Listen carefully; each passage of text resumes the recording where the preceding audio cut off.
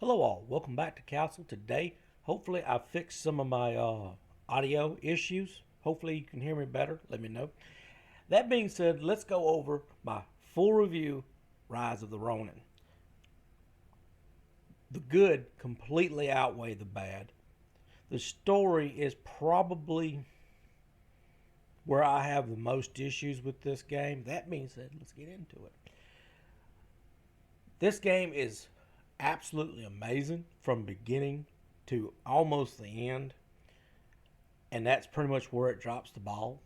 Just a little bit. It just kind of fizzles out, for lack of a better word.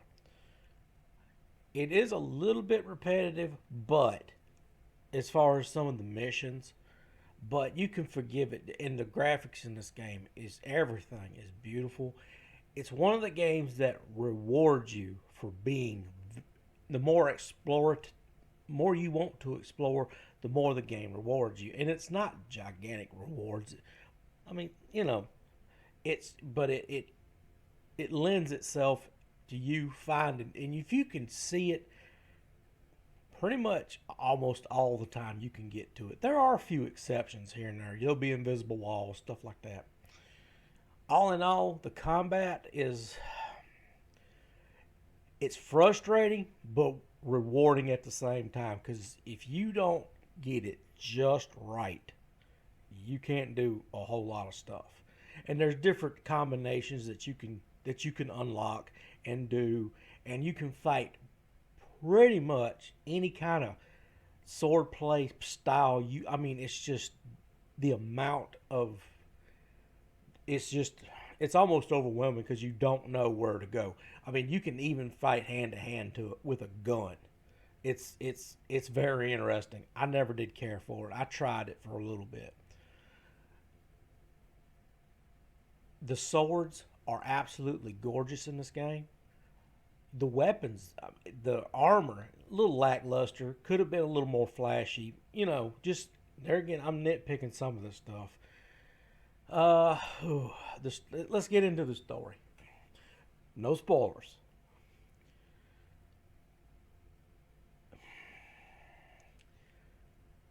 You get this from the trailer. Basically, you're two individuals, and regardless of whether you're female, male, however, there's two of them, and you're blade twins, and you're basically trained to really feed off each other and you fight as one. And apart, you're formidable. Together, you're basically unstoppable because whenever one disappears, the other one's right there behind you to take up the slack and give the other one a break. And it very much lends into a co-op system that I would actually like to play with someone, which would be pretty interesting. I think what little co-op I have played with it is interesting, but for whatever reason, your blade twin decides to. You're raised, instructed to take down the current power structure. That's your purpose. It states it very clearly in the opening of the game. And for whatever reason, your blade twin just goes off the rails and does his own thing, or her own thing, depending on how you want to play it. And they never gave that's never really given a reason. You don't really get that. That's where they really dropped the ball on it. Like, there's a lot of story that I like in this game, but the one that matters the most to me, which is your twin, the fight is lackluster. I mean, the final fight with them, it's I don't know, it's just missing something. And the ending is just mediocre. That's the way I put it.